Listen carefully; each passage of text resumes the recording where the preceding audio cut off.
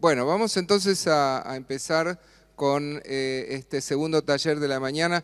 Un comentario que quiero compartir con ustedes, la verdad que estoy muy agradecido. Estamos todos los que estuvimos involucrados en la organización de este evento, muy agradecidos y complacidos de la participación. La verdad que ayer desbordó la sala, tuvimos que abrir arriba. Hoy habitualmente el segundo día suele mermar la asistencia y hoy de vuelta a la mañana estaba todo lleno. La verdad que estamos muy contentos y fundamentalmente muy agradecidos del interés y la participación de todos ustedes. No quería olvidarme de mencionarlo. Bueno, hoy hablaban a la mañana, consultaban, Fanny consultaba y más de uno lo pensaba y no lo decía por ahí, el tema de cómo trabajar cuando uno tiene muchos alumnos en el aula, ¿no? Y yo hoy voy a hacer algo de eso. Esto se llama taller y como dijo bien Rosana, hacer un taller con tanta gente desde acá arriba y con todas las sillas fijas en el piso, se hace complicado, obviamente. Si tuviera sillas que se mueven y fueran menos y tuviéramos mejor sueldo, no, eso no. Todo sería mucho más fácil. Pero bueno, estas son las condiciones y eso es lo que nos presenta muchas veces nuestra realidad. No siempre tenemos el escenario, el ámbito, el tipo de alumnos que nosotros quisiéramos. Pero eso no hace que nosotros dejemos de buscar la mejor forma de tratar de implementar nuestra propuesta con las condiciones en las que estamos. Y estas son las condiciones de hoy. Entonces, por eso es que ven acá una pelota, no es que me volví loco, o sí, no sé, pero vamos a usar la pelota hoy. Después vamos a ver para qué. Y los voy a hacer participar, desde ya les digo, agarren sus celulares, ténganlos listos, está el Wi-Fi, espero, funcionando, el Wi-Fi es eventos, la clave es Innovación 2019, ténganlos a mano porque lo van a tener que usar. Es un buen método, cuando uno tiene muchos alumnos, para hacer participar a todos. No importa si son 10, 50, 2000. Con eso pueden participar todos y podemos tener una interacción que no sea del modo más tradicional. Así que, y recuerden que al final presten mucha atención porque los vamos a evaluar a ustedes. Y van a tener premios por los que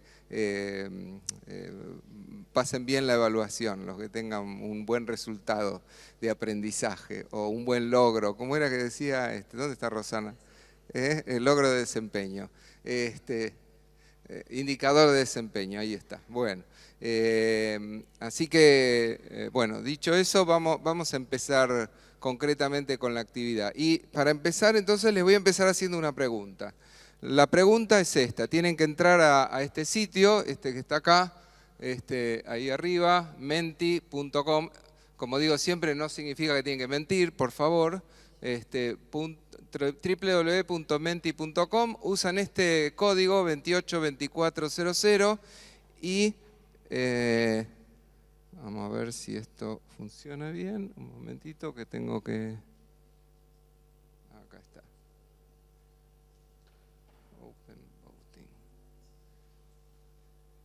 Ahí está, ya pueden... deberían ya poder empezar a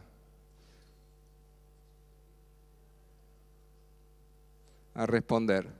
Ahí ya están respondiendo, yo acá veo el número de gente que está respondiendo. ¿Qué palabra les viene a la mente cuando piensan en evaluación? La primera, no lo piensen demasiado, la primera que les viene a la mente cuando piensan en evaluación.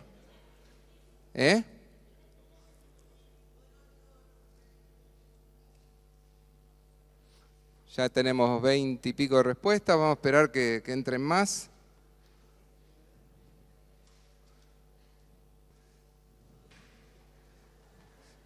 Esto es lo que llaman el boca de urna, ¿no? Ahora que tenemos elecciones, el voto electrónico. Bueno, vamos a ver qué están respondiendo. Pueden seguir respondiendo, ¿eh?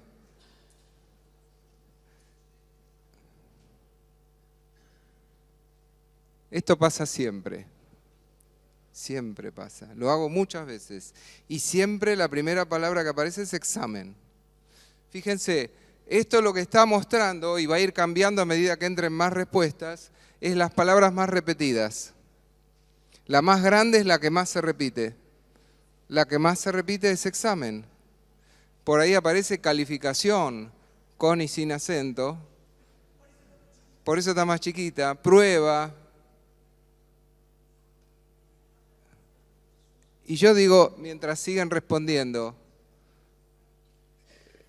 es la primera que nos viene. Lo tenemos en el chip. Hablaban del chip hoy Rosana y ayer Eduardo. Tenemos el chip, lo tenemos grabado, como ¿se acuerdan? Para los que tienen más o menos la edad que yo tengo, esa propaganda que decía, lo tiene marcado en el orillo, no sé si se acuerdan, hace muchos años. Lo tenemos ahí grabado. Pareciera que no hay otra forma, que la evaluación, no solo que no hay otra forma, sino que evaluar implica tomar un examen. Yo digo, cuestionémonos esto, y de esto vamos a hablar hoy. ¿Por qué tenemos tan metida esta idea que la evaluación es examen, es calificación? No es así. Y sobre eso vamos a trabajar hoy. Disculpen si los desafío, pero un poco es el rol de quienes cumplimos este rol de educadores, ¿no? de maestros, de profesores, como lo quieran llamar. Desafiar. Bueno, yo los desafío, yo les digo, si hoy terminamos esta sesión y si nos preguntan esto, contestamos de otra manera, yo ya me voy absolutamente contento. Bueno, vamos a avanzar un poquito con esto. La pregunta es entonces, ¿estamos enseñando? No cabe duda que estamos enseñando, todos lo hacemos en nuestros cursos. La pregunta es, ¿están aprendiendo nuestros estudiantes? Hola. ¿Están aprendiendo? Y acá ayer ponía una broma, un chiste, Eduardo, a mí también me gusta traerlos. Y me parece que muestra claramente lo que pasa, ¿no? Nosotros estamos enseñando. Ahora, ¿sabemos si nuestros alumnos están aprendiendo? Y en muchos casos, a ver, a mí me ha pasado, acá en la universidad en general, las salas de profesores no suelen ser un espacio muy social, por lo menos acá. Pero yo me acuerdo cuando daba clase en el secundario, hace muchos años, que en el recreo todos los profesores nos encontrábamos en la escuela, en la sala de profesores. Y era común el comentario, ¿no? Yo no sé, este pibe, esta chica, este alumno que no aprende nada, pero si yo se lo enseñé, ¿cómo es que no lo aprende? Y sí, yo lo enseñé, eso no es ninguna garantía de que lo hayan aprendido. Por eso me parece que lo importante, y esto tiene que ver con la evaluación, es preocuparnos por ver si nuestros estudiantes aprendieron. Porque si no aprendieron, yo suelo decir, si no aprendieron, ¿de qué sirve lo que hicimos nosotros? Y la forma de saber si aprendieron justamente es evaluando. Así que eso es un poco lo que vamos a trabajar hoy. Aquí hay una definición. Ahí yo todo lo que saco de algún lado les pongo la fuente como para que ustedes puedan consultar si les interesa. Hay una definición que a mí me gusta mucho de la evaluación. Dice que es un proceso sistemático, diseñado intencional y técnicamente de recogida de información que ha de ser valorada mediante la aplicación de criterios y referencias como base para la posterior toma de decisión de mejora, tanto de la persona evaluada como del propio programa. Programa se refiere a carrera, ¿no? A la carrera. Y yo ahí destaco, recalco, 3 palabras de ahí. Proceso de mejora. La evaluación, yo entiendo, yo creo, estoy convencido que sirve cuando se entiende como un proceso de mejora. Por eso ayer decía, cuando estábamos en la conversación final a la tarde, que lo importante no es tanto alcanzar un nivel, y digo no es tanto porque no digo que no es importante alcanzar un nivel mínimo, porque nosotros acreditamos que una persona puede hacer A y B y C y lo que fuera, por lo tanto hay un nivel mínimo que alcanzar, pero más importante o tan importante como eso es la mejora. ¿Dónde empezó y cómo terminó? ¿Cómo fue evolucionando? Y ahí es donde me parece que la evaluación tiene que hacer foco, en el proceso de mejora. Entender la evaluación como algo que sirve para que el estudiante mejore, para que esté mejor cuando terminó el curso que cuando empezó.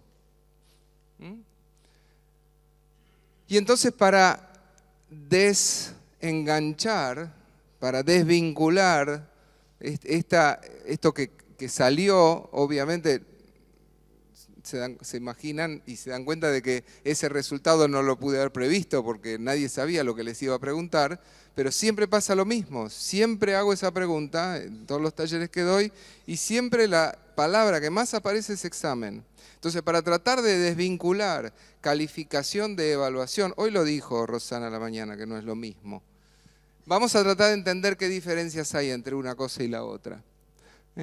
La evaluación es continua, es por definición continua.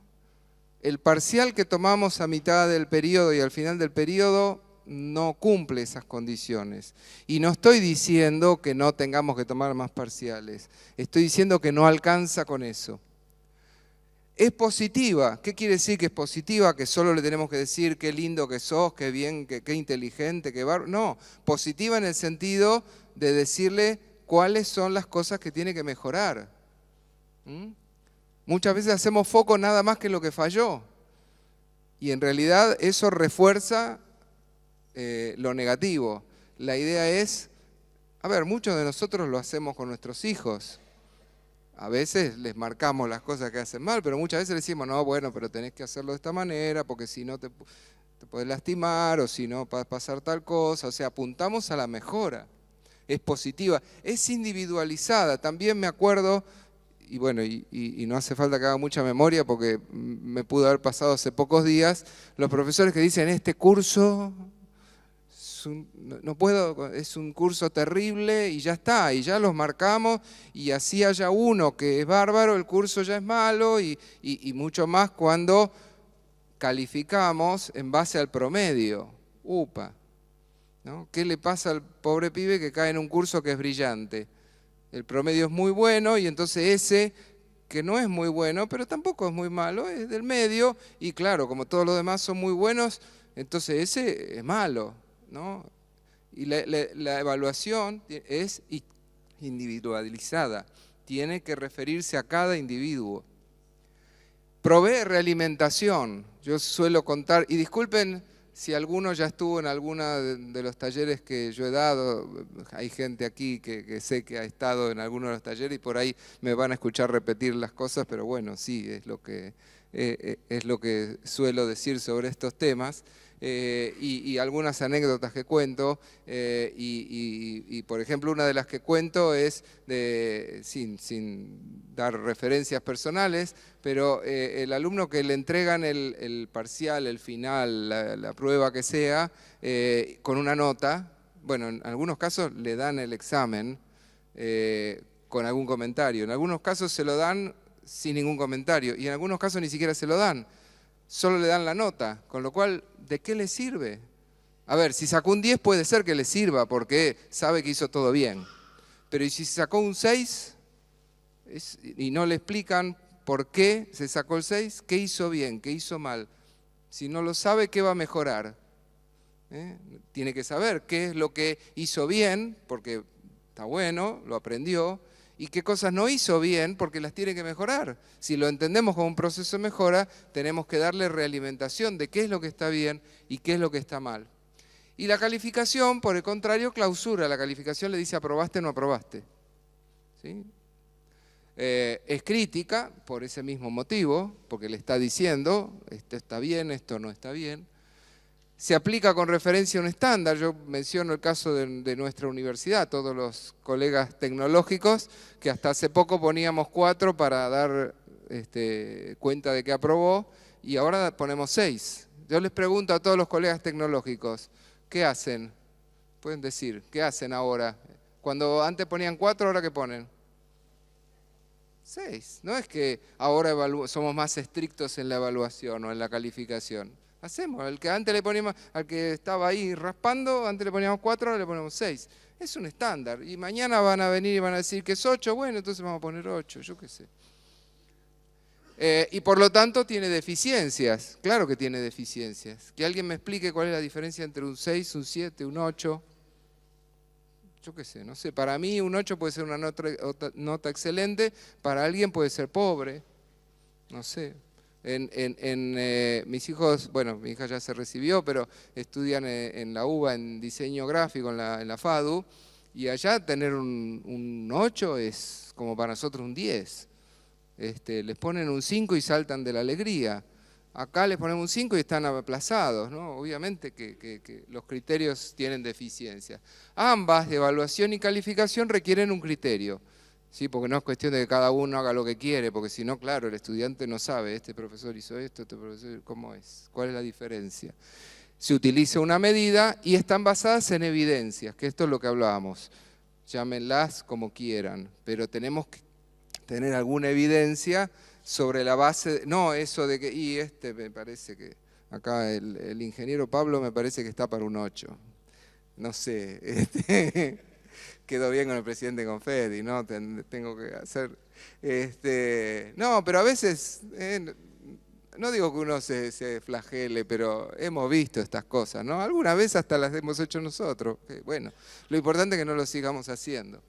Bueno, entonces, se entiende, creo, las diferencias entre evaluación y calificación, y me parece que esto es importante que lo tengamos muy presente, porque cuando confundimos estos dos conceptos, entonces ahí es donde empieza parte del problema con la aplicación de criterios de evaluación, criterios de calificación, etc.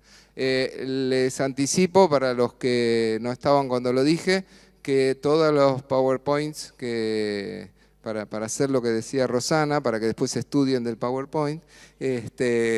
Después, todos los autores que los autoricen, nosotros los vamos a subir a la web para que se lo puedan bajar. Yo aviso acá que esto lo voy a subir, así que no hace falta que saquen las fotos de la pantalla, yo después se los voy a mandar. Bueno, ¿qué es la evaluación y la calificación según el documento de Confedi, el documento de Oro Verde, el mismo que mencionó Rosana hace un rato?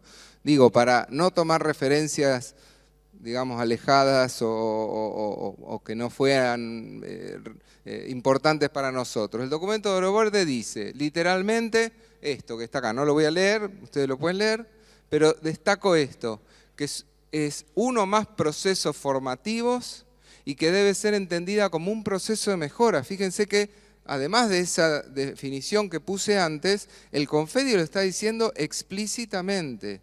Tiene que ser entendido como un proceso de mejora. Y para que pueda ser entendido como proceso de mejora, tiene que ser positiva, tiene que indicar qué aspectos el estudiante tiene que mejorar y, en lo posible, cómo puede hacer para mejorarlo.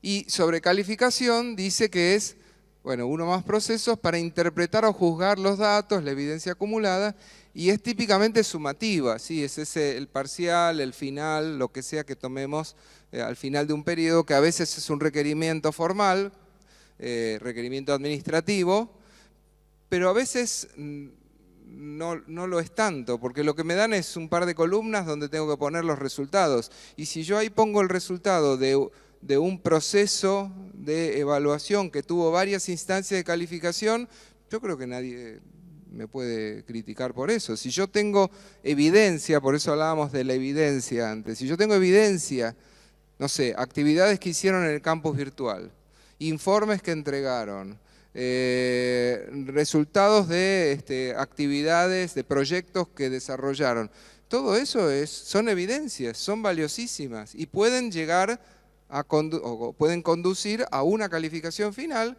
que podría reemplazar al parcial. No sé, quizás esto son cosas que, ¿dónde está Liliana? Quizás deberíamos ponerlas más en evidencia en el documento que estamos elaborando. Habilitar la posibilidad de que no sea necesariamente un examen la nota final de un periodo, que puede ser un conjunto de actividades de evaluación que conducen a un resultado final. Entonces, acá quiero particularizar, porque habitualmente se habla de dos tipos de evaluación y me parece, mucha literatura habla de tres tipos de evaluación. Una es la tradicional, la evaluación del aprendizaje, la evaluación sumativa, ¿no? Es el examen, lo que tomamos habitualmente al final de un periodo. Pero también está la evaluación que se llama para el aprendizaje, la evaluación formativa, que es, a mi criterio, tanto más importante que la otra. Es la que permite, es la que le sirve al estudiante para ir mejorando. Y la única forma de que pueda ir mejorando es si va teniendo feedback, si va teniendo realimentación periódica. Si no, es difícil que pueda ir mejorando. De hecho, lo que pasa en muchos casos, y aquí está también la zona del confort, porque hoy hablaban de la zona del confort del docente, pero también está la zona del confort del estudiante, no nos engañemos. Al estudiante le resulta muy cómodo venir, sentarse, en el mejor de los casos tomar apunte o sacar la foto de lo que pongo en el pizarrón y no hacer nada hasta una semana, bueno, una semana en el mejor de los casos, 2 días antes del examen, ¿no? Que se agarra todos los PowerPoint, se los traga todos, viene, ¿no? Obviamente que eso tampoco sirve. En cambio, si nosotros hacemos actividades y evaluaciones formativas, estamos haciendo evaluaciones periódicas y eso le obliga al estudiante también a estar haciendo más cosas durante todo el periodo y quizás evaluaciones más pequeñas, más cortitas, pero que suman a la hora de obtener una calificación final.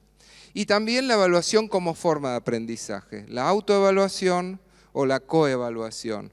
La autoevaluación es la que hace el propio alumno de sí mismo, que le puede servir para ir viendo cómo va aprendiendo las cosas y él mismo darse cuenta en qué está fallando y eventualmente me puede servir a mí también para tener un registro de cómo va evolucionando.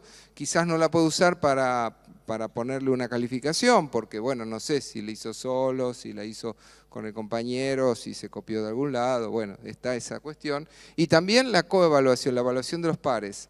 En general tendemos a creer que en el espíritu de cuerpo, ¿no? Que los estudiantes se van a probar todos entre ellos porque como son, no pasa. Les puedo asegurar, el que lo haya hecho sabe que no pasa. Son muy estrictos en evaluar a sus propios compañeros y también les sirve porque para evaluar, en mi curso por ejemplo, tienen que hacer una presentación por grupos, además de evaluarla nosotros los docentes, la evalúan sus compañeros. Pero para evaluarla hay preguntas, bueno después vamos a hablar de cómo, instrumentos, tienen que prestar atención. Porque si no, no pueden evaluarlo. Y eso también les fuerza a estar atentos, a ver qué está diciendo, cómo, no están sentados ahí diciendo voy a ver cuándo termina, sino que tienen que estar prestando atención porque lo tienen que evaluar, ¿no? Así que digo, en la medida que incorporemos estos diferentes tipos de evaluación, creo que también esto se hace mucho más rico. Y aquí viene de vuelta otra pregunta. De vuelta al mismo sitio, tienen ahí el código y ahí lo que les voy a preguntar es qué porcentaje de cada uno de esos 3 tipos de evaluación utilizan habitualmente. Es anónimo, así que pueden contestar con mucha veracidad. No, me dio permiso Uriel. Digo, quiero agregar 2 frases en relación a la última evaluación. A la autoevaluación ligado a lo que Uriel marca, a la metacognición. En realidad no es una evaluación donde el alumno dice está bien, está mal, voy por buen proceso. Tiene que ver con una invitación a aprender del error y tiene que ver con una invitación a que el alumno pueda recorrer sus procesos de aprendizaje, sus caminos de acceso al conocimiento para conocer cuál es su estilo. Y este es un trabajo que no solamente lo hacemos, lo podemos hacer dentro del aula universitaria, sino lo ideal sería que aprendiéramos desde la escuela primaria, no desde la universidad, ¿sí? Y se hace uno a uno, ¿tá? El proceso metacognitivo me tiene que ayudar a mí a saber cuáles son mis puertas de entrada, cuáles son mis estilos de aprendizaje, de qué manera aprendo mejor, ¿tá? Si nos quedamos nada más que me va bien, está mal, el camino que hice es correcto o incorrecto, en eso solo nos sirve pensando también en términos de las competencias actitudinales, sociales y políticas. Muchas gracias. Esto que hizo Rosana, para empezar no me tienen que pedir permiso y para seguir lo puede hacer cualquiera. Siéntanse libres de intervenir, opinar, criticar o aportar. creo que uno de los, mientras siguen contestando, esto lo decía hoy Eduardo, creo que una de las cosas más importantes es corrernos de este lugar de yo lo sé todo, porque soy el profesor, tengo que saberlo todo. No lo sé todo, definitivamente, ¿no? Cuanto uno más sabe, más se da cuenta de lo que no sabe. Así que, por favor, intervengan, corrijan, den sus opiniones. Bueno, ya tenemos unas cuantas respuestas, vamos a ver qué es lo que están diciendo por ahí. A ver. Ahí está. Bueno, esto también ocurre siempre, es una respuesta típica y nos sirve para lo que decía recién Rosana, ¿no? Autoevaluarnos, darnos cuenta de dónde estamos parados. Es cierto, 53% de ustedes, de 110 personas, dicen que lo que utilizan habitualmente son exámenes parciales finales. 38% está muy bien igual, está muy bien, quiere decir que digamos, hay un porcentaje interesante de gente que ya está utilizando evaluación continua y solo el 8% autoevaluación o coevaluación. No se trata de, acá yo te alcanzo el micrófono ahora, en todo caso, ¿te puedo pedir un favor, Diego? ¿Le decís a alguno de los chicos que, ahí está Franco, gracias. Tenete el micrófono a mano, acá ahora Eduardo va a hablar. No se trata de revertir esto, de hacer que el gráfico sea al revés, pero en todo caso que no haya un, digamos, tanto énfasis en los exámenes parciales y finales, ¿no? Si podemos reflexionar sobre esto, ya estamos empezando a ver que existen otras posibilidades. Acá te alcanzan el micrófono, Eduardo.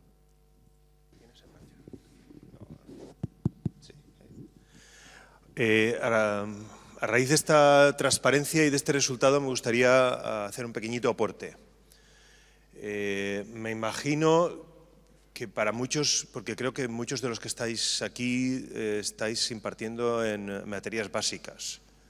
Es más fácil hacer exámenes en materias básicas, con lo cual el resultado no es tan extraño y de hecho es bastante bueno por el tema de la evaluación continua. Y me quería detener en el tema de la evaluación continua. En mi universidad ha habido un debate muy importante en los últimos meses con el tema de los sistemas de evaluación. Cuando nosotros cambiamos al proceso que tenemos ahora, la norma, que es más que norma, una recomendación por parte del vicerrectorado es no puede fiarse todo a un examen único final. El alumno no puede ir a una situación única en la cual se juegue toda la asignatura.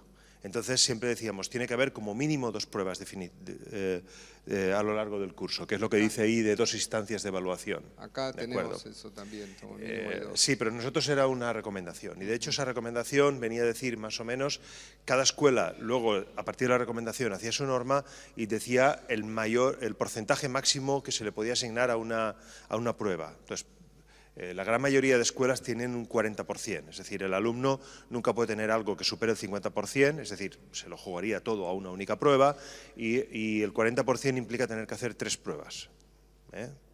Esto es bastante habitual. Sin embargo, echa la ley, echa la trampa. Yo puedo poner un examen por la mañana y por la tarde un test, sí, y el alumno se lo juega todo, por lo menos el 80% de la asignatura, en un único día. No podemos hacer nada. Y nos hemos hecho un montón de reflexiones alrededor de todo esto. Porque hay profesores que hacen docencia basada en proyectos y te dice, yo les doy a mis alumnos un proyecto y el proyecto hay un momento en el que tienen que defenderlo. Y cómo no, en ese momento yo tengo que darle una evaluación. Y obviamente ahí se juega casi toda la evaluación. ¿Cómo hago para hacer eso? Porque nosotros, además de todo esto, por lo de la realimentación, obligamos a que las pruebas tengan que poderse recuperar de alguna manera. El alumno tiene que tener la posibilidad de recuperar una nota. Y en muchas escuelas han dicho, a partir de un determinado porcentaje de peso, por ejemplo, más del 30% del peso de una prueba evaluatoria, requiere recuperación. Esto es un debate terrible. Y los que están haciendo docencia basada en proyectos dicen, si yo le pido a mis alumnos que entreguen el proyecto el último día de clase, ¿cómo voy a poder recuperar eso? Y se plantea un problema tremendo. Y nosotros decimos, no no debería de ser que el alumno se lo juegue todo el último día. Debería haber tenido algún tipo de entregable durante el año que le funcionara como nota, que eso le fuera aportando. Y sí, al final tendrá que entregar. Pero aquí la clave, la cuestión, como siempre, otra vez son los profesores. Hay profesores muy buenos que dan docencia, voy a decirlo, tradicional, que hacen un único examen y no tienen ningún problema con los alumnos, porque lo hacen muy bien. Durante todo el año han estado tutorizando, han estado orientando, han estado guiando a los alumnos y el alumno se encuentra con un examen que además es un examen asequible. Cuando digo asequible me refiero a que el nivel puede ser asequible, pero aparte es que además está ajustado a los conocimientos o lo que hay en clase. Y los alumnos no se quejan para nada. Y hay profesores que se pasan todo el año haciendo pruebas, casi cada semana, y están matando a los alumnos. Él se está matando a él mismo, porque luego viene, no tengo tiempo, no paro de corregir exámenes. Yo siempre digo, ¿para qué pones exámenes? Y pensando que lo están haciendo bien, lo que están haciendo es un desastre para él y para los alumnos. Por eso esa reflexión que yo quería hacer alrededor de todo esto, porque es muy... Nosotros ahora esto lo tenemos muy candente, y esto da idas y vueltas. Yo siempre les digo a mis compañeros, intentad huir del examen. Pero lo digo más como provocación, porque yo creo que el examen es obviamente una manera de poder evaluar, no sé si medir, llamémosle como queramos, porque al final tenemos que medir de alguna manera el alcance de los conocimientos y tal, y que está bien, pero abusar de él es cuando hay un problema. Bien, gracias Eduardo. Efectivamente, digamos, no se trata de abolir el examen, sino de que no sea el único método, ¿no? Definitivamente. Bueno, vamos a seguir un poco con esto. Bueno, ahora, no se trata solo de evaluar a los estudiantes. Tenemos que evaluar también la carrera. Obviamente lo hacemos cuando viene la acreditación, pero también lo hacemos cuando hacemos la autoevaluación. Cuando hablamos de evaluación, no solo estamos hablando de evaluación de los estudiantes, también tenemos que evaluar nuestro curso. Tenemos en nuestra universidad y en muchas otras las encuestas a los estudiantes, pero puede haber otros métodos adicionales para ir viendo si lo que estamos haciendo nosotros lo estamos haciendo bien, ¿no? Hay montones de indicadores, no pretendo meterme en cada uno de estos temas, sino hoy me voy a focalizar en la evaluación de los estudiantes. Los otros temas son muy importantes, pero en atención al escaso tiempo me focalicé en este tema. Si alcanzaron los resultados de aprendizaje o los logros de desempeño. Indicadores de desempeño, que llámenlo como quieran, digamos. A ver si los estudiantes aprendieron, para decirlo en criollo, ¿no? De eso se trata, y a eso nos vamos a focalizar ahora. Entonces, en el enfoque basado por competencias, lo que debemos evaluar y lo que tenemos que, en todo caso, definir, mejor dicho, de manera integrada, no es, bueno, por decir integrada ya obviamente no es una sola cosa. Nosotros tenemos las competencias, resumido en 4 palabras, obviamente de manera exagerada. Hay decenas de definiciones de competencias, una puso hoy Rosana, hay muchas otras, pero bueno, para ponerlo, que me entrara en el cuadrito, digamos. El aprendizaje, que tiene que ser activo y centrado en el estudiante, y la evaluación, que tiene que ser sumativa, formativa y también en lo posible con algo de auto y de coevaluación. Y todo esto tiene que estar integrado, porque si cuando defino la evaluación no pienso las actividades de aprendizaje, probablemente va a pasar lo que pasa en algunos cursos de informática, por decir un caso que conozco, donde se aprende a programar, a codificar en la computadora, con las ayudas que eso implica, porque aparecen el help y todas esas cosas, pero cuando evalúo, no, en una hoja de papel porque en la computadora se van a copiar. No, a ver, no es lo mismo la habilidad de codificar en el papel, y algunos me dicen, no, pero es importante que sepa codificar en papel. Fantástico, entonces que aprenda a codificar en papel, no que aprenda a codificar en la máquina, pero después lo evaluamos en el papel. No es justo, no está bien. Entonces, la actividad de aprendizaje está relacionada con la evaluación y a su vez con las competencias. ¿Qué competencia quiero desarrollar? Tomando el ejemplo de recién, que codifique, la competencia que quiero que desarrolle, que codifique en papel, bueno, entonces voy a alinear los métodos de aprendizaje y la evaluación para que todo eso esté relacionado. Porque vemos mucho eso. Trabajan en el curso desarrollando competencias en muchos casos, pero después la evaluación es escrita y no tiene nada que ver con lo que estuvieron haciendo, porque por ahí estuvieron haciendo prácticas de laboratorio. Y no es lo mismo hacerlo en el laboratorio con la guía y con el profesor y con los compañeros que hacerlo solo en un papel. No tiene nada que ver. Entonces, por eso digo, tiene que haber una alineación entre los tres elementos. No podemos definir uno, defino las competencias, después me olvido de lo que definí las competencias, defino los métodos de aprendizaje, y después me olvido de lo que definí y defino el método de evaluación. Eso no funciona, hay que ir y venir. Acá tienen una flecha, yo debería poner flecha en ambos sentidos, ¿no? La idea es que ir y venir en esto, adecuar cada uno de estos elementos a los otros, que estén alineados. Y entonces la pregunta es, ¿qué evaluar? Cuando evaluamos por competencias, ¿qué implica evaluar? Implica evaluar conocimientos, obviamente, es lo que siempre hicimos y hay que seguir haciendo, pero también evaluar habilidades, qué son capaces de realizar, de hacer, evaluar actitudes, cómo se desenvuelven frente a situaciones que deben enfrentar, trabajar en equipo, presentarse frente a los compañeros, tener una discusión, defender una posición, lo que fuera, y los valores, cómo se relacionan con los demás y con la sociedad.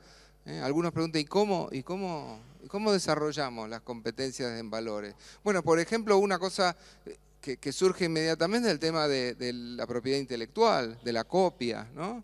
De referenciar de dónde saco las cosas, por ejemplo, ¿no?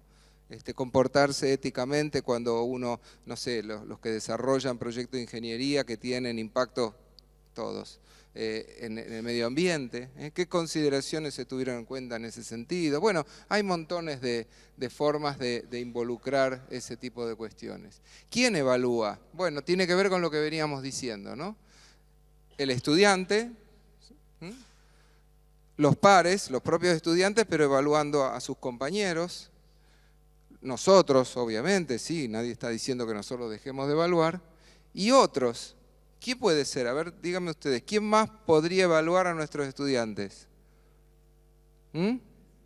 Por ejemplo, el medio, no solo la empresa. Nuestros estudiantes trabajan como empleados en empresas, en organismos de gobierno, en organizaciones no gubernamentales, etcétera, ¿no? Hay muchos que pueden decir, y en general mostramos orgullosos que el medio dice que nuestros graduados son... Eso es una evaluación. Claro que es un elemento válido para la evaluación. Cuando hacen la práctica profesional supervisada, ahí hay alguien de afuera que los evalúa, y que, además del docente. Entonces también eso cuenta. Todas esas respuestas a la pregunta ¿quién evalúa? Son importantes y son para tener en cuenta, ¿no? Entonces, ¿cómo evaluar por competencias en el curso? Esto es una pregunta que surge muchas veces, ¿no? Obviamente está antes la pregunta ¿cómo desarrollar competencias en un curso? Pero bueno, eso no es el tema del taller de hoy, habrá que hacer otro para ese tema. Y acá este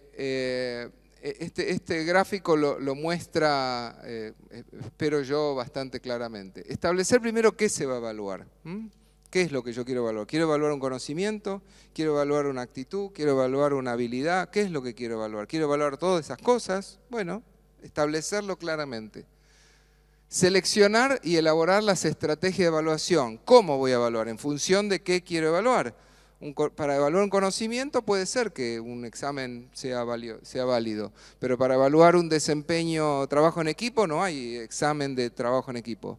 Eso hay que ponerlo a trabajar en equipo y hay que encontrar, alguien dice, bueno, pero yo no sé, porque me entregan un informe final que típicamente lo hizo 1 o 2 y el resto la vio pasar. Bueno, habrá que buscar algún recurso para poder evaluar cómo se desarrolla este trabajo en equipo. La tecnología puede ser muy útil en ese sentido. Que hagan el trabajo lo hagan en un documento de Google, donde quede registrado qué aporte hace cada uno, o en una wiki, o utilizando alguna herramienta de colaboración, hay montones, no sé, herramientas para trabajo. Yo uso Slack, algunos usan el Team de Microsoft o cualquier otro, donde queda registrado los aportes que cada integrante del grupo hizo en ese trabajo. Entonces, eso me permite ver si efectivamente ese trabajo, yo no necesito estar en todas las reuniones, no podría estar en cada una de las reuniones de cada uno de los grupos para ver cómo aportan. No, es imposible, pero la tecnología nos puede ayudar en ese sentido para poder hacer una evaluación de los diferentes elementos que quiero evaluar.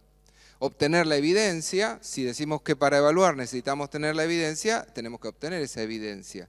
En el caso que mencionaba recién, podría ser ese documento de Google o el registro de cómo aportó cada uno en una wiki o lo que fuera, ¿no? Establecer el nivel del logro alcanzado, y esto es muy importante, establecerlo antes de empezar y transparentarlo con los estudiantes. Los estudiantes tienen que saber cómo van a ser evaluados y lo tienen que saber antes de empezar, porque eso es lo que les sirve para saber qué se espera de ellos y qué tienen que hacer para poder cumplir satisfactoriamente esos requisitos que hay en cuanto a poder aprobar. Después vamos a ver algunas herramientas y algunos instrumentos para poder hacerlo. Y finalmente, entonces calificamos la competencia y le damos la retroalimentación al alumno diciéndole esto estuvo bien, esto hay que mejorarlo, esto debería ser así o debería ser asá, o por qué no revisás esta conducta o esto lo que fuera, ¿no? Y ahí también la tecnología nos puede ayudar y mucho. Después les voy a tirar algunas ideas de cómo podemos hacer esto. Entonces acá podemos dividir en medios, técnicas e instrumentos, básicamente. Vamos a hablar ahora, o vamos a describir rápidamente. Bueno. Sí, estamos bien. Vamos a describir rápidamente estos tres elementos: medios, técnicas e instrumentos. Entonces, medios. ¿Qué medios tenemos? Tenemos medios escritos, los tradicionales, un examen, una monografía, un informe, un cuestionario, póster, el que sea, ¿no? Un ensayo. Los orales, una exposición, un debate, una discusión grupal, una ponencia. O también tenemos los prácticos, una demostración práctica, una resolución, el laboratorio, no sé, lo que fuera, ¿no? Ahí tenemos los diferentes medios clasificados de una manera más o menos general. Después tenemos las técnicas. Las técnicas pueden ser sin participación del alumno, cuando nosotros solos lo hacemos, el análisis de las producciones, la observación de conductas, etc. O puede ser con participación del alumno, ya lo dijimos varias veces, ¿no? Autoevaluación, evaluación de pares, evaluación compartida. Puede que haya en la calificación parte de la evaluación del docente y parte de la evaluación de los estudiantes. En general, la definitoria será la nuestra, porque nosotros somos los responsables de decir que esa persona aprendió lo que tenía que aprender. Pero agregarle una cuota, una parte de esa calificación a lo que los propios estudiantes dicen, también es interesante, le da más valor a lo que los estudiantes dicen de ellos mismos, ¿no? Y por último, y ahora de vuelta les voy a pedir que agarren los celulares, les pregunto, ¿qué instrumentos de evaluación conocen ustedes? Ahí abren este sitio, ponen el código y empiecen a poner qué instrumentos de evaluación conocen. Mientras van respondiendo, estos son métodos de hacer participar a los alumnos, aunque sean 1000, digamos, ¿no? Y les digo, son muy efectivos. Los alumnos, cuando uno empieza a usar estas cosas y en algún momento las deja de usar, dicen, ¿qué pasa? ¿No la usa más, profesor? ¿No usa más esto? Hay muchos de estas herramientas, ¿no? Socrative, Paul Everywhere, etcétera, hay un montón. Y además, tengo montones de casos que docentes que lo han empezado a usar y me han dicho, cambió la dinámica en el aula. Ahí tenemos uno. Hay otro ahí. Bueno, vamos a ir viendo los resultados. Porque además yo estoy yendo rápido porque tengo poco tiempo, pero lo que uno puede hacer después es generar una discusión a partir de lo que respondieron los estudiantes, ¿no? Eso es muy rico.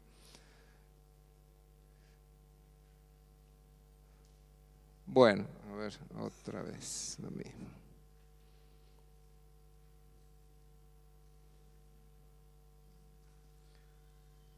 Ahí tenemos los... Eduardo, has visto el fondo de pantalla que tengo, ¿no? Que aparece cada tanto.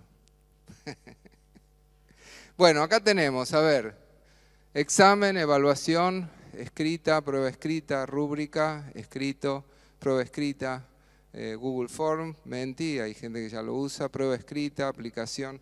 Prueba escrita aparece mucho y es coherente con lo que decíamos, con lo que pasó antes, ¿no?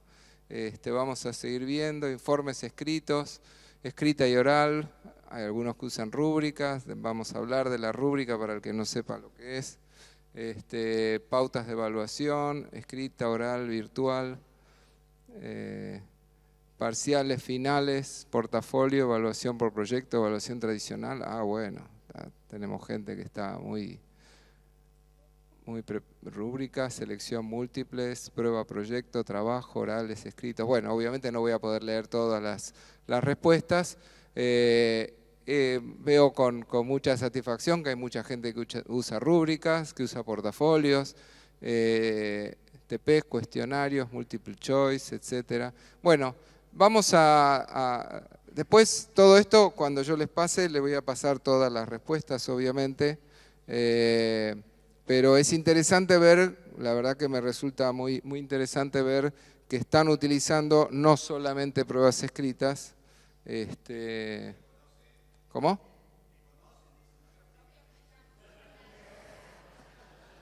Me engañaron. Tienen razón, es cierto.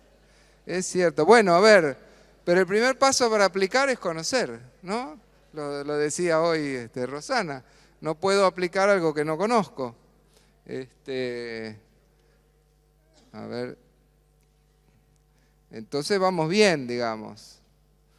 Si las conocemos, las podemos empezar a aplicar. Bueno, acá voy a poner un listado de instrumentos y no pretendo ser abarcativo. Hay muchos más de lo que van a aparecer acá, pero algunos los han puesto ustedes, algunos voy a poner aquí.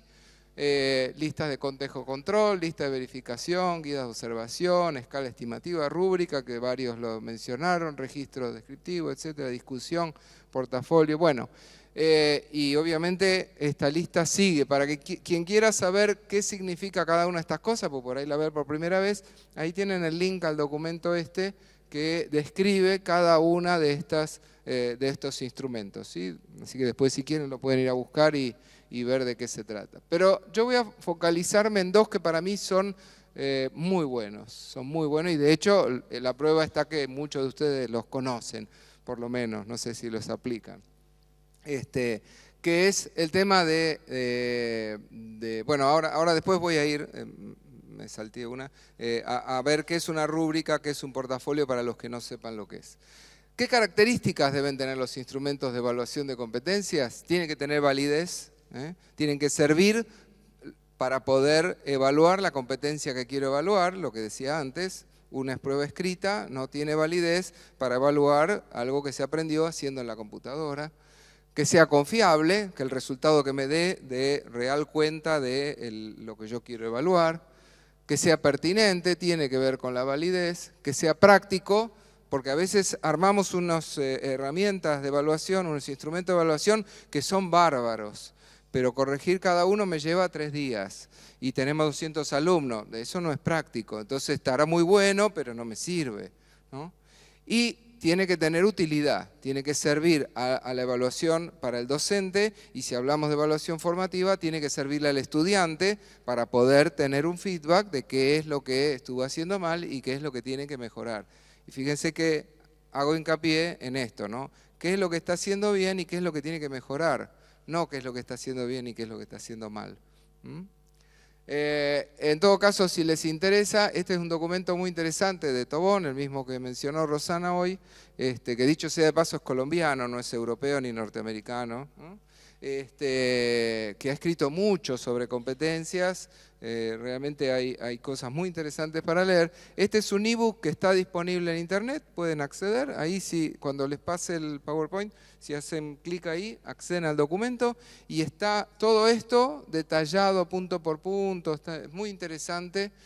Porque además el enfoque que le da Tobón está basado en la socioformación. Él, de hecho, a propósito de lo que hablábamos hoy de las taxonomías, él define una taxonomía para la socioformación, que no es la de Bloom, y por lo tanto es una alternativa interesante para tener en cuenta, ¿no? Y ahora, ya sé que algunos la conocen, pero pregunto, el que sabe cómo, a ver, ahora les voy a preguntar, el que sabe cómo, más allá de que sabe el nombre, el que sabe de qué se trata, que sabría o que la está usando, a ver, ¿quiénes? Levanten la mano, para saber cuántos son. Unos cuantos.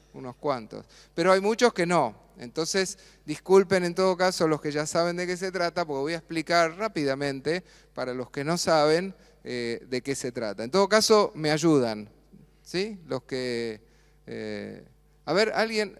Bueno, después les voy a preguntar, para que hablen ustedes mismos. Entonces, ¿qué es una rúbrica? Es un instrumento que me permite determinar el nivel del logro alcanzado por los estudiantes con respecto a las competencias propuestas para un módulo o para una actividad. Después sirve para evaluar una actividad, una parte de una actividad, para evaluar toda una unidad, para lo que sea, depende cómo uno lo defina. Acá está este gráfico del sitio Flip Classroom, que elabora el profesor de La Rioja, que estuvo el año pasado aquí, en las jornadas del año pasado, Raúl Santiago, es un experto en temas de Flip Learning, y él publica este tipo de información que son interesantes, y entonces ahí él explica por qué emplear rúbricas, ¿no? Porque ¿qué puede mejorar? Mejora la enseñanza, mejora la evaluación, el desempeño, etcétera, etcétera, etcétera. Realmente la rúbrica para mí es el instrumento para evaluar competencias. Si bien hay otros que son muy buenos y que son complementarios, pero la rúbrica ayuda muchísimo para que haya un criterio que sea, que me ayude a mí para decidir cuándo una cosa es o no es, alcanza o no alcanza, en qué grado alcanza o no alcanza, pero fundamentalmente que le sirva al estudiante para saber qué cosas tiene que mejorar, qué cosas no andan bien, etc. Y esa rúbrica el estudiante la tiene que conocer de antemano. Yo le tengo que compartir al estudiante, antes de empezar la actividad, te voy a evaluar con esta rúbrica. Y les puedo asegurar que además evita mucho las discusiones que muchas veces tenemos. ¿Y por qué me puso esa nota? No, a mí me parece que está para más. La rúbrica, siempre hay una cuota de subjetividad y no pretendo eliminarla porque somos seres humanos, tenemos subjetividades y obviamente que eso influye, pero las disminuye muchísimo. Queda muy claro, queda muy transparente por qué se calificó de determinada manera una cierta actividad y cómo fue evaluada. Entonces, ¿cómo hay que hacer para evaluar una rúbrica, para desarrollar una rúbrica? Primero, determinar los resultados de aprendizaje. ¿Qué es lo que quiero que el estudiante aprenda? Si no les gusta llamarlo resultados de aprendizaje, no les gusta llamarlo logros de no sé qué. ¿Qué es lo que quiero que el estudiante aprenda? Clarísimo, ¿no? Creo que ahí no va a haber discusión. ¿Qué es lo que quiero que el estudiante aprenda? Y eso debería ser... cuando uno se empieza a hacer esa pregunta, créanme que cambia todo. Porque cuando uno analiza los temas que uno pone en el programa, y ¿qué es lo que quiero que el estudiante aprenda? Y uno empieza a mirar y dice, ¿realmente necesita saber esto? ¿Realmente necesita saber esto otro? ¿Esto va a seguir siendo válido dentro de 2 años, dentro de 3 años? ¿O esto va a cambiar y entonces no tiene sentido? ¿O es más importante que aprenda a aprenderse lo que hoy todavía no existe porque lo va a tener que aprender por su propia cuenta, ¿no? Cambiar esa pregunta, empezar a organizar la actividad en base a la pregunta ¿qué quiero que mis estudiantes aprendan? Cambia todo. Identificar los elementos o aspectos a valorar, qué cosas son las que para mí son importantes, aquellas que yo realmente me interesa valorar, definir los descriptores, las escalas de calificación, los criterios, ahora vamos a ver un ejemplo, Determinar el peso de cada criterio, habrá algún elemento que puede ser más importante, otro que menos. Una vez que diseñé la rúbrica, revisarla y reflexionar sobre cómo va a ocurrir, pero nunca sabremos en qué medida es verdaderamente efectiva hasta que no la implementemos. Y les aviso a los que no la usaron todavía que lo más probable es que después de usarla una vez la cambien. Porque cuando uno la usa la primera vez se da cuenta, uy, no, esto tiene demasiado peso, o esto no, esto habría que ponerle un nivel más, o habría que cambiar este criterio. En general requiere varias iteraciones de prueba, error y mejora, ¿no? En el camino tengamos en cuenta eso con la evaluación de nuestros estudiantes, porque si usamos una rúbrica mal hecha y en función de eso los estudiantes resultaron mal evaluados, bueno, hay que corregir eso, ¿no? Bueno, entonces, ¿qué elementos tiene? Ahí tienen una guía muy rápida, ¿no? Primero, ¿cuál es el resultado de aprendizaje? ¿Qué es lo que quiero que los estudiantes aprendan? La competencia que voy a evaluar. Entonces ahí están los aspectos, qué aspectos voy a evaluar, ahí definiré los aspectos, ahora les voy a mostrar algún ejemplo, tantos aspectos como yo quiero evaluar, en esto podría, a ver, si pongo demasiado se va a hacer muy complicado, como siempre, tratar de ser modesto con eso, y los grados o niveles de ejecución, que pueden ser cuantitativo, cualitativo o mixto. Y ahí sí hay recomendaciones, poner 2 niveles no sirve, porque es blanco-negro, pasó, no pasó. No, es poner 5, 6, después cómo defino, estamos de vuelta en la misma de las notas, ¿no? ¿Cómo defino que el 5, que el 4, que no sé qué? O poner 10, ¿no? Como los puntos, se las regalo. ¿Cómo discrimino esos 10 niveles? En general, 3 podría ser lo mínimo, 4 es un buen número. En mi experiencia, entre 3 y 4 la cosa funciona bien. Pero experimenten, prueben a ver cómo les resulta a ustedes. Entonces acá va un ejemplo, ¿no? Por ejemplo, el resultado de aprendizaje es exponer un tema en forma oral, a propósito de la competencia de comunicarse efectivamente, ¿no? Entonces, ¿qué aspectos se evalúan? ¿Qué conocimiento tiene del tema? Y cómo hace la presentación oral. Uno es más de contenido y otro es más de forma. Y ahí se describen cómo, en qué caso corresponde, ahí hay unos números que después se utilizarán de alguna manera para llegar a una nota, a una calificación. Es un tema secundario. Podría ser malo, regular y bueno, podría ser, no sé, lo que quieran ustedes, ¿no?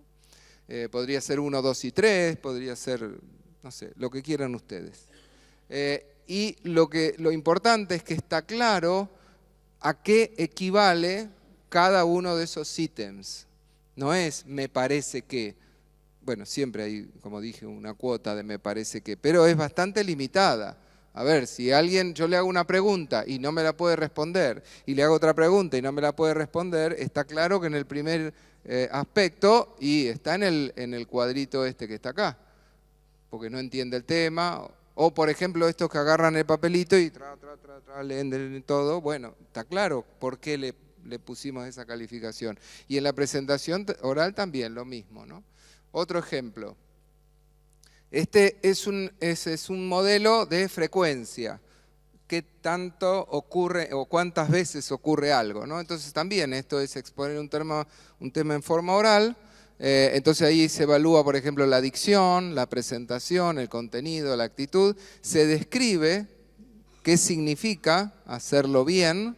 Y entonces después lo que evaluamos es frecuencia. Lo hace siempre, casi siempre, a veces, etc. Hay diferentes modelos. Y en este sentido, cuando vayan a armar una rúbrica, les sugiero que busquen en internet. Hay montones. Y si buscan en inglés, muchas más.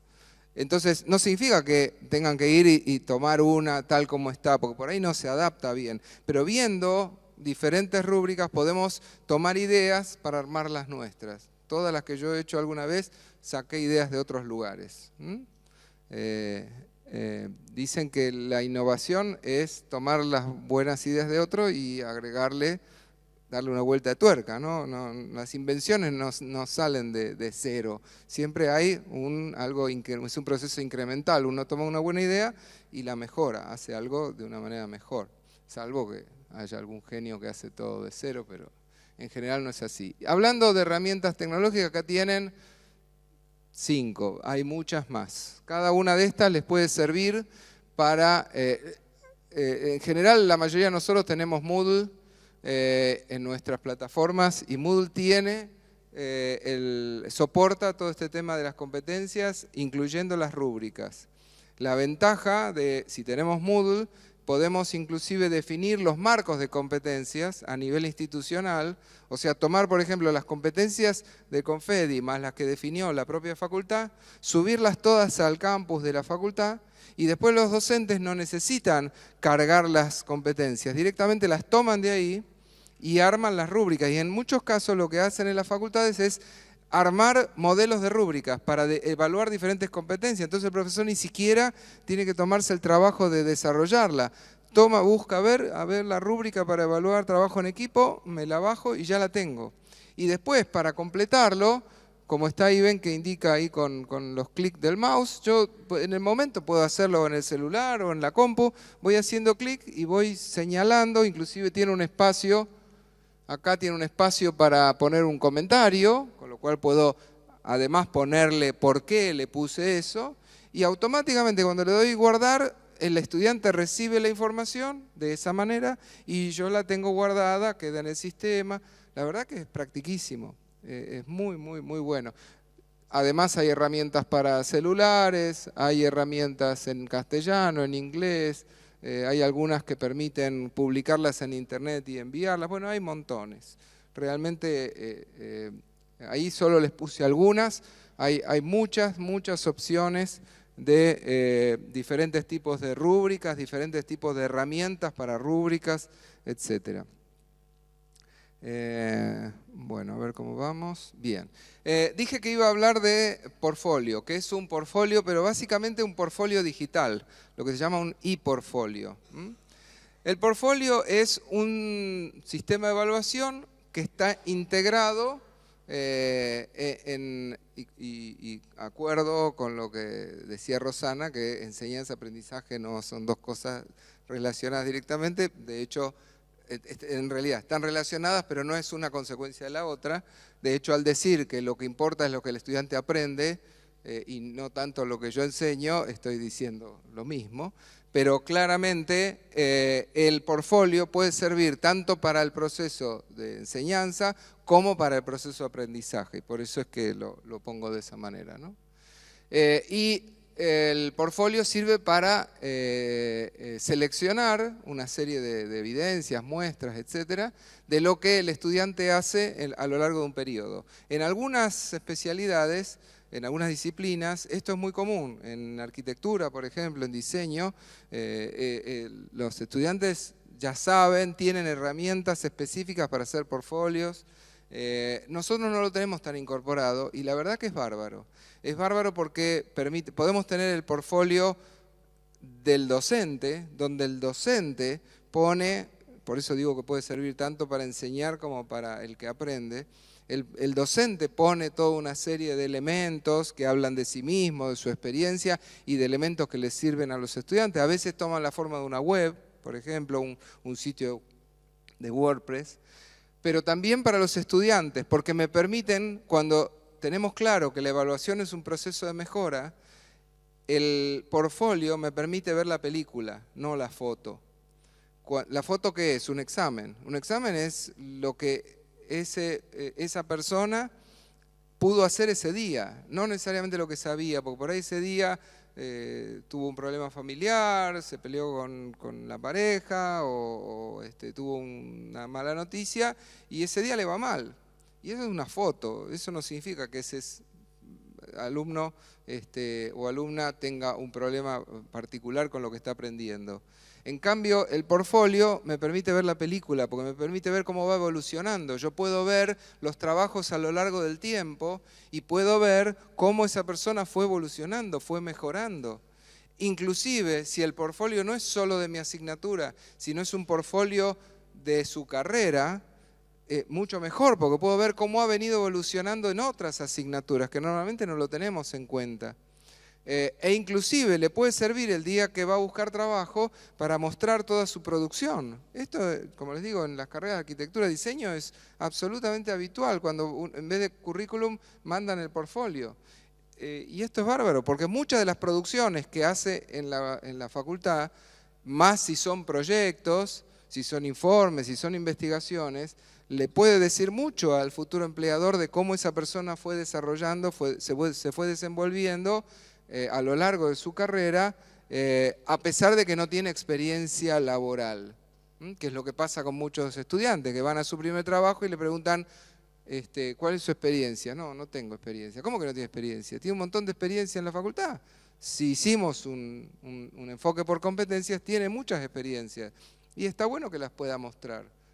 No sé, digo, ayer contaba Eduardo los proyectos que se presentó en concursos, que fueron premiados. Eso es muy valioso para la evaluación de esa persona. A veces muchísimo más valioso que el título o que una serie de notas excelentes.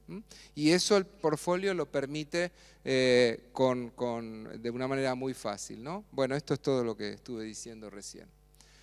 Entonces, se caracteriza por mostrar la evolución, estimular la experimentación, la reflexión, la investigación, porque lo que voy a mostrar ahí, no voy a colgar los parciales. Puede ser que también los ponga, pero voy a poner ahí mis producciones, digo, como estudiante, ¿no? Lo que fui haciendo, las experiencias que tuve, los concursos a los que me presenté, los trabajos que hice, etc. Y como es el estudiante el que decide qué publica, también ahí está su propia forma de ser y su propia forma de mostrar lo que él sabe, qué es más importante para él. A veces incluyen los hobbies, incluyen otras actividades, los lugares que visitó, y todo eso habla de la persona y sirve para tener como digo yo, para ver la película, no solo la fotografía, ¿no? Bueno, etcétera. Y además puede uno como profesor ir aportando a ese portfolio de tal manera que también eso sirva para que otros profesores, otros colegas vean qué es lo que estuvo haciendo y cómo fue valorado en otra. A ver, que levante la mano el que cuando, bueno, no levanten la mano, pero en todo caso piensen cuando un alumno viene a rendir final y nos da la libreta, que muchas veces no miramos las notas anteriores. Muchos dicen sí, sí. Y bueno, pero eso es es muy parcial eso y nos puede influir muy negativa o muy positivamente, depende. Viene un alumno que tiene todos 10 y nosotros lo estamos por bochar, no, le tengo que tomar de vuelta, porque puede ser que todos le pusieron 10, ¿no? Esto pasa. Bueno, si tuviéramos un portfolio sería mucho más rico que tener un montón de notas que muchas veces no me dicen nada, ¿no? Bueno, en muchos sentidos es valioso. Herramientas tecnológicas, el Mahara es probablemente la más conocida, es como el Moodle, en el sentido de que es una plataforma abierta, libre, software libre, se puede instalar en los servidores de la facultad, se integra con Moodle, de tal manera que puedo tener el mismo usuario de Moodle para Mahara y viceversa, y se puede integrar los contenidos de uno con otro. La verdad que es una herramienta valiosísima, muy interesante. Hay otras, ahí tienen los links, esto que tienen acá son los links para ir al sitio de cada uno de estos. Estos son herramientas de pago, por ahí más vistosas. Yo no diría que son más completas, están más bonitas, pero bueno. Y si no, también se puede usar un WordPress, como dije antes, un sitio web. Se puede hacer de diferentes maneras. Un sitio web en WordPress se puede hacer perfectamente, es gratuito y puede funcionar perfectamente como un portfolio. Rosana. No, lo que compartía, digo que en la misma plataforma Moodle, el recurso cuestionario, que por ahí está muy apropiado para producir multiple choice, tiene un formato que es cualitativo y se puede transformar para producir portfolios. Digamos, ¿no? Digamos, es un recurso sumamente amigable y que permite esta posibilidad también si no queremos utilizar alguno de estos otros. Y también en las últimas versiones está habilitado lo que recién decía Uriel en relación a integrar las competencias al formato de mi asignatura para poder evaluarlas. Bueno, ya vamos a ir terminando, ya falta poquito. Sé que deben estar con hambre y ganas de... A ver. Ahí vamos. Ya vamos terminando. Bueno, entonces... sí, acá estamos bien. Entonces, a modo de conclusión, digamos, o de síntesis de lo que vinimos diciendo. ¿Cómo evaluar resultados de aprendizaje? Entonces, bueno, hoy estoy peleado con la tecnología. Ahí vamos. Los resultados de aprendizaje, los métodos de evaluación tienen que estar alineados. O sea, lo que yo quiero que los estudiantes aprendan y cómo voy a evaluar esos aprendizajes es una pareja. No puedo definir una sin la otra. Eso es importante tenerlo presente. Por otro lado, los estudiantes deben ser evaluados utilizando criterios, normas y procedimientos que estén publicados y que sean aplicados de manera coherente. O sea, los estudiantes tienen que saber previamente cómo van a ser evaluados, con qué herramientas, y tienen que ser aplicados de una manera coherente. No a porque no me gusta, porque me estuvo molestando toda la clase, a le bajo, y a que estuvo calladito todo el tiempo, a ese entonces le pongo más, ¿no? Y también, como dice esto es un documento de la ANECA, de la Agencia Nacional de Evaluación de la Calidad, la CONEAU española, digamos, donde Eduardo es miembro. Dice, cuando existe alineación entre lo que queremos, cómo enseñamos y cómo evaluamos, la docencia es mucho más efectiva que cuando no existe esa alineación. Y las teorías tradicionales de la enseñanza ignoraron esa alineación, y de hecho cuando hablando de la planificación que explicaba antes Rosana, muchas veces definimos cada uno de los ítems como cosas separadas. Y la verdadera clave, a mi entender por lo menos, de una buena programación, de una buena planificación, es subir y bajar, ¿no? En un documento que está hecho así, a lo largo, y subir y bajar. Pongo un método de enseñanza, pongo cómo lo voy a evaluar, vuelvo a revisar el método de enseñanza, a ver si está alineado, qué competencia voy a hacer, ir y venir, ¿no? Y además revisarlo periódicamente, esto es muy importante, porque las condiciones van cambiando, los alumnos van cambiando, yo voy cambiando. Entonces, les pregunto, ¿qué es lo único que cambiamos de la planificación de un año al otro? El cronograma. Buscamos cuáles son los feriados, cambiamos la semana, y la verdad que no alcanza. Todos los años hay que evaluar esa herramienta, y me estoy metiendo en el tema de Rosana, pero espero que estés de acuerdo. Y si no, decilo. Bueno. Les dejo ya para ir terminando. ¿Está Susana? Sí, está. Andá acercándote. Para ir terminando les dejo algunas fuentes de información para que, por si les interesa, por si quieren profundizar un poco más. Acá hay 2 documentos sobre evaluación muy interesantes. Están en inglés, pero son de acceso libre. Haciendo clic ahí sobre el documento, ven, ahí tiene que tener el link. Creo que ahí está. Bueno, no se llega a ver, pero tiene el link. Cuando reciban el PowerPoint pueden hacer clic ahí y lo pueden bajar. Este es un paper muy interesante que habla de evaluación del aprendizaje para promover el desarrollo de competencias. También está linkeado para que se lo puedan bajar. Esta es la guía de la ANECA para resultados de aprendizaje. Este es el libro, el ebook que les comenté de Tobón, el que comenté antes, y este es un documento de la OIE, Oficina Internacional de Educación de la UNESCO, dice Marco Conceptual para la Evaluación de Competencias. Todos son documentos libres, abiertos, que se pueden acceder en forma libre a través de internet, se los pueden bajar. Bueno, nos quedan 7, 8 minutos y entonces vamos a hacer la evaluación. 2 evaluaciones, porque yo los voy a evaluar a ustedes, nosotros, Rosana, vení, acércate, vení. Nosotros los vamos a evaluar a ustedes, a ver qué aprendieron, y ustedes por lo menos me van a evaluar a mí. Porque claro, uno habla de evaluación de los estudiantes, pero también evaluación de nosotros, de lo que hacemos nosotros. Lo primero que vamos a hacer, acá está Susana, le invitamos también a que se acerque. Susana es de Pearson, que aprovechamos para agradecerle el café y las medialunas, así que un aplauso para ella. Pero no solo eso, sino que también trajo unos libros que algunos de ustedes se van a llevar. El método para elegir quién se lo lleva es el siguiente. Acá tenemos la pelota. Vamos a jugar con la pelota. Yo voy a tirar la pelota. El que la agarra tiene que responder una pregunta. Si la responde bien, se lleva el libro. Si la responde mal, tiene que pasársela a otro. ¿Está? ¿Están de acuerdo? ¿Quieren jugar?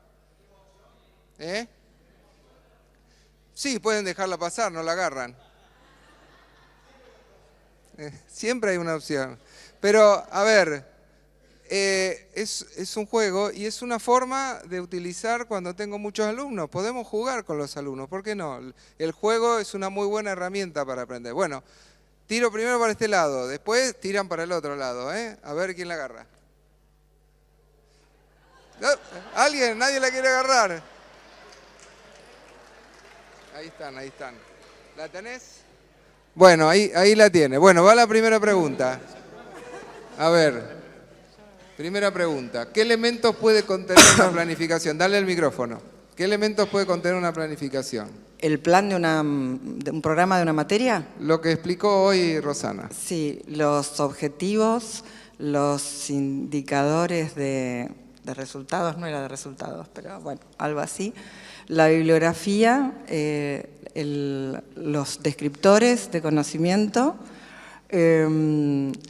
Antes de los objetivos habíamos hablado algo que tenía que ver con definir el propósito de la asignatura en el contexto de la carrera. Bueno, las estrategias de pedagógicas. No se puede, Machete, no le copies. No, yo no escuché nada. Claro, ¿cómo que? ¿Por qué me estoy contradiciendo? A ver.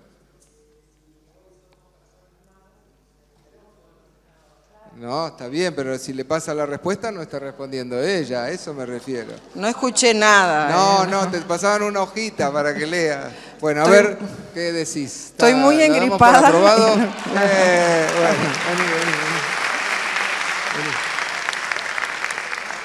Bueno, vení, que te damos el libro, vení. Sí, pasa la pelota para aquel lado. ¿Para aquel lado? A ver, ¿quién la agarra? Ahí está. Bueno, mientras le entregamos el libro acá, va la próxima pregunta. ¿Qué son los indicadores de desempeño? Se refiere a lo que explicó Rosana, para dar una pista. Sí. Es lo que queremos evaluar del chico durante el trayecto de la materia. No. A ver, pasa la pelota, pásala. A ver, alguien que conteste más completo. Tírala para allá. Vamos. Y a ver. ¿Qué son los indicadores de desempeño? Buena pregunta. Creo que tenía que ver con, como Rosana decía, que a ella no le gustaba llamar los resultados de aprendizaje, cuáles son los logros que queremos de ese estudiante en el trayecto, en el transcurso de la materia, al finalizar. Más o menos. No sé, la tiramos de vuelta. No está de acuerdo. Va de vuelta. No está de acuerdo. A ver, para allá, para atrás. Pasala para atrás, para allá, donde quieras. No, acá no, nosotros la sabemos. Tirá la voz, Manuel, dale. Ahí está. Karina, dale el micrófono.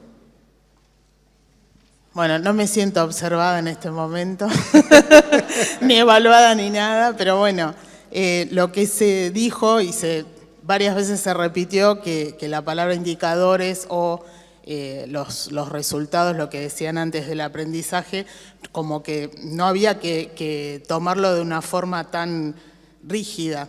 Y tiene que ver con la lista de esto que nos habíamos fijado al principio, si comprenden, o sea, relacionar el desempeño con lo que nosotros nos habíamos fijado antes como objetivos de aprendizaje o como en función de las competencias que queremos estimular o desarrollar en los estudiantes. ¿Está bien? Bueno, bien, Karina, bien. Muchas gracias.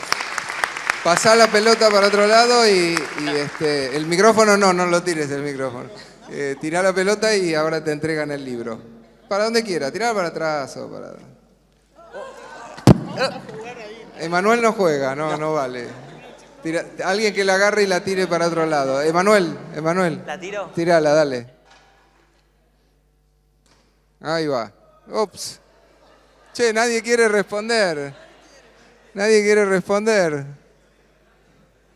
Me parece que lo vamos a hacer responder a Diego ahí atrás. Tirala para acá, dale. A ver. Ahí está, bueno, a ver, ahí va la pregunta. Ahí va la pregunta. ¿Qué diferencia hay entre evaluación y calificación? Bueno, contenta que tengo la pelota. Sí. La evaluación es algo más que mide nada más un resultado que puede ser escrito, y la calificación es algo que complementa al estudiante en actitudes. Perdón. La calificación mide y la evaluación es algo integral del alumno, eso quise decir. No mide solo un desempeño, sino mide algo que es más actitudinal y sus habilidades. ¿Qué más? A ver. Va queriendo, pero no me convence. Bueno, A ver, pasala. Bueno. Pasala. Ahí está, dale, Norberto, a ver. Vos ya lo viste esto en varias oportunidades, la tenés que saber, dale. Dale. Bueno. Agarrá el micrófono. Bueno, el tema de la evaluación sirve para ir controlando el proceso de formación. Esto es continuo. En cambio, la calificación, que es en un determinado momento, sirve para acreditar la competencia, digamos, de la cual estemos hablando. Tiene elementos en común, por ejemplo, un criterio para evaluar o no. No sé si... Está bien, muy bien. Un libro para Norberto y pasá devolver el micrófono y pasar la pelota. Y ahí te van a llevar ahí. A ver, alguien que... Me parece que la quería agarrar, dale. Ahí va la pregunta. ¿Cómo es tu nombre? Gastón Gadea. Gastón, bueno, ¿qué cuestiones deben alinearse para una efectiva implementación del enfoque por competencias? ¿Qué cuestiones tienen que alinearse? Muchas, ¿no? Pero mencionamos 3. ¿Aprobé? Sí. 3, decime 3.